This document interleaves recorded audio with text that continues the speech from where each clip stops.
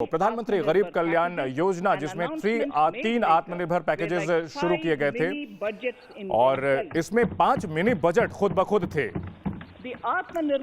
जो आत्मनिर्भर पैकेजेस का ऐलान किया गया था, इससे जो व्यवस्थागत सुधार है उनकी आधार रखे। एमएसएमई का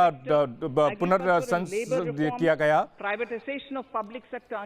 जो पीएसयूज हैं उनके निजीकरण को आगे बढ़ाया गया। एक राष्ट्र एक राशन कार्ड, जो उत्पादन से जुड़े हुए इंसेंटिव थे, ये कुछ उल्लेखनीय सुधार थे और इस दौरान ये सुधारों को अंजाम दिया गया। डीबीटी को आगे बढ़ाया गया, साथ ही साथ वित्तीय समग्रता लाई गई।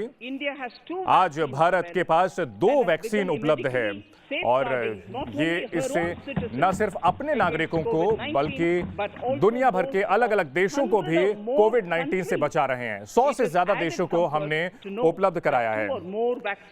देखिए, ये बहुत ही अच्छी बात है कि हमारे पास 2 और वैक्सीन अभी आने वाले हैं। माननीय प्रधानमंत्री ने इन वैक्सीनेशन ड्राइव को लॉन्च किया और हमारे वैज्ञानिकों को धन्यवाद दिया और उनको ही इसका क्रेडिट दिया।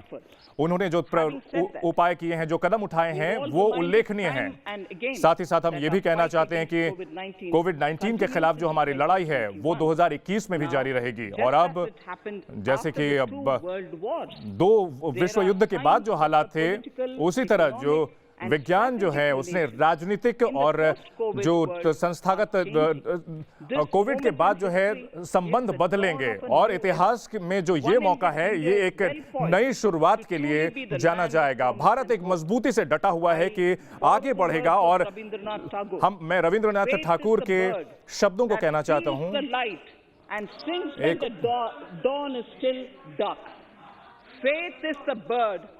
जो किस्मत है वो एक उस चिड़िया की तरह है। इस जोश और जज्बे के साथ में, लेकिन हम याद करेंगे कि खुशी के साथ एक क्रिकेट प्रेमी देश के तौर पर हमने हाल में शानदार हमारी टीम ने प्रदर्शन किया है ऑस्ट्रेलिया में।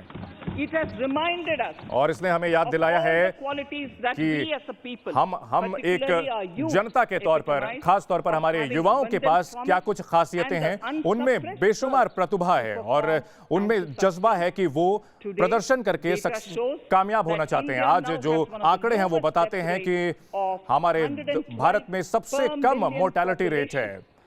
अगर 10 लाख लोगों में मरने वालों की बात करें तो सबसे कम केसेस भारत में हैं। और इससे ये बुनियाद बनी है जो कि हम अर्थव्यवस्था को भी आगे ले जाएंगे। ये जो बजट है ये पहला होगा, ये इस दशक का ये पहला बजट होगा। ये बजट एक डिजिटल बजट भी होगा और ये आप सबकी मदद से ही हो पाया है। और अभी तक सिर्फ 3 बार ऐसा हुआ है कि बजट के बाद जो एक कमी देखने को मिली है, ऐसा 3 बार सिर्फ हुआ है। ऐसी जो कमी देखने को मिली थी और कुछ अभूतपूर्व हालात हुए थे। भारत की अगर बात की जाए तो इस बार जो कमी आ रही है वो पूरे वैश्विक आपदा की वजह से, महामारी की वजह से आ रहा है। जैसे अन्य देशों में भी ऐसी समस्या आई है। लेकिन इसके साथ साथ मैं ये भी कहना चाहूंगी और ये मजबूती से कहना चाहते हैं कि सरकार पूरी तरह तैयार है अर्थव्यवस्था को मजबूत देने के लिए और बेहतर तरीके से आगे बढ़ाने के लिए। हम हर मदद देने के लिए हैं।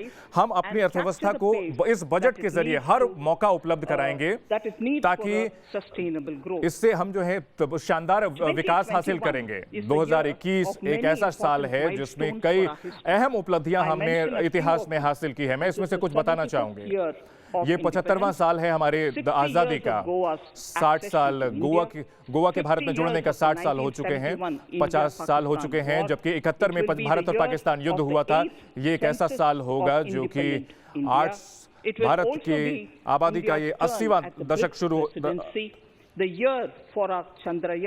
ये चंद्रयान 3 मिशन इसी साल शुरू होगा और हरिद्वार महाकुंभ भी इसी साल हो रहा है। माननीय स्पीकर महोदय, इससे पहले कि हम बजट की जानकारी दें, मैं ये बताना चाहूंगी कि किस तरह ये स्वीकार करना चाहेंगे कि हमारे पास जो चुनौतियां रही हैं, हमारे देश को जैसी चुनौतियों का सामना करना पड़ा है, हमारे लोग एक साथ आए हैं, ऐसी आपदा की स्थिति में एक साथ आए हैं। हमें जो चुनौतियां सामने मिली हैं इसका नुकसान हमें उठाना पड़ा है, कई तरह से चुनौतियां सामना पड़ना है, लेकिन हम सभी नागरिकों के सामने सिर झुकाते हैं जिन्होंने अपना दमखम दिखाया है और मजबूती के साथ सारी समस्याओं के सामने डटे रहे हैं और हमने शारीरिक और मानसिक तरीके से मजबूती दिखाई है।